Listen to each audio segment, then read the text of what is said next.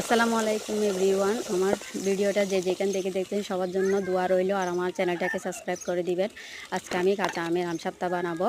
তো আমার কাঁচা আমের আমসত্ত্বার জন্য লাগবে পেঁয়াজ, রসুন, সরিষার তেল, আর সরিষা বাটা। এরপর লাগবে চিনি, লবণ, তেজপাতা, জিরার গুঁড়ো, মরিচ, হলুদ, মশলা। তো আমি একে একে সবগুলো অ্যাড করতে থাকবো, নাড়তে থাকবো। পানি ছাড়া এগুলো আমি তেলের উপর নাড়তে থাকতেছি।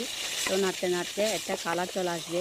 সবগুলো দেওয়ার পরে এটা হালকা করে একটু পানি দিব। পানি দেওয়ার পর আবার নাড়াচাড়া করব। নাড়াচাড়া করতে করতে আমি আবার চিনি দিব। চিনি দিলে একটা চকলেটি চকলেটি ভাব চলে আসবে। তারপর আমি আমটাকে ঢেলে দিব। আমটাকে ঢেলে দিয়ে ভালো করে উল্টায় পাল্টায় ঢেকে দিব। ঢেকে দিয়ে হালকা জালে বসাই দিব।